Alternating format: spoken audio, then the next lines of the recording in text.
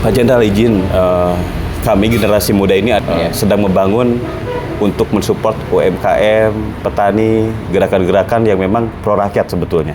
Kenapa saya katakan pro rakyat? Karena masyarakat atau rakyat itu kebanyakan di desa, sehingga muncul satu prinsip yang kami kembangkan bahwa desa adalah daerah ekonomi sosial agraris. Desa adalah daerah ekonomi sosial agraris. Maka dari itu, makanya kami akan mendirikan satu perusahaan investasi, off-taker, hub, dan apalis, itu untuk membantu petani-petani di daerah. Mungkin ada pesan-pesan Pak buat kami, Pak. Saya kira itu gagasan bagus, ya. Tapi berangkatlah dari pemetaan. Pemetaan, oke Pak.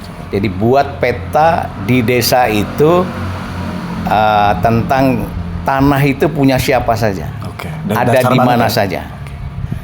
Kemudian cocoknya tanaman apa saja, tanah itu. Masing-masing desa berbeda-beda. Kemudian selama ini apa dan ke depan mau diapakan dari pemetaan itu. Baru nanti merencanakan mau dibikin apa, oleh siapa, bantuan dari mana. Baru dibicarakan.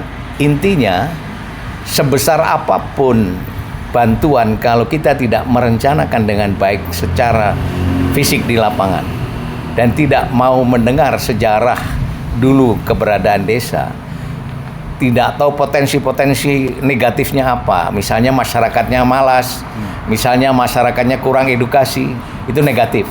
Positifnya mungkin masalah-masalah kerajinan, masalah-masalah tanah yang begitu bagus. Jadi ketahuilah sebanyak-banyaknya tentang potensi-potensi yang ada di desa itu, di kecamatan itu dan kabupaten itu. Setelah tahu potensi, tinggal buat potensi negatifnya apa, potensi positifnya apa, alamnya negatifnya apa, manusia negatifnya apa, lingkungannya negatifnya apa, positifnya apa. Baru kita bisa melangkah membenahi yang negatif kita wujudkan. Tapi intinya ketika kita mengetahui potensi negatif ataupun positif, kita harus membuat rencana mau dibikin apa potensi itu. Potensi itu akan bermanfaat bila dilakukan langkah-langkah pembinaan kepada potensi itu. Tapi kalau potensi itu didiamkan sampai kapanpun tidak akan pernah menghasilkan yang positif, apalagi negatif. Kelemahan kita hanya memamerkan, contohnya seperti lagu. Tongkat kayu ditancap jadi tanaman. Itu lagu Koes Plus, sudah lama.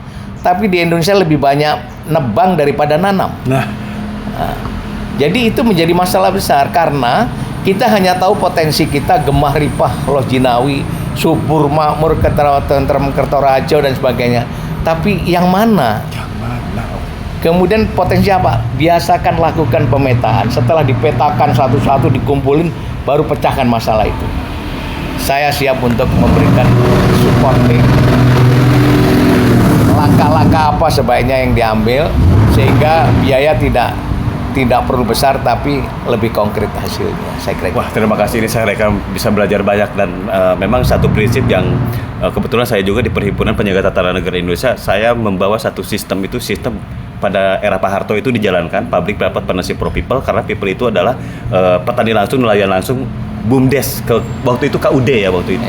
Itu saya coba jalankan kembali dengan konsep kekinian, sinergitas partnership, dan ya alhamdulillah di beberapa lokasi memang terjadi kerjasama yang baik.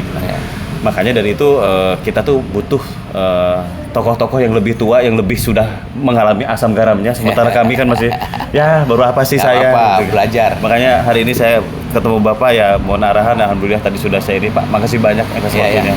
Nanti jangan bosan Pak kalau nanti saya sama rombongan nanti ngadep. Kita akan berdiskusi lah. Siap. Makasih banyak Bapak. Siap, makasih Pak.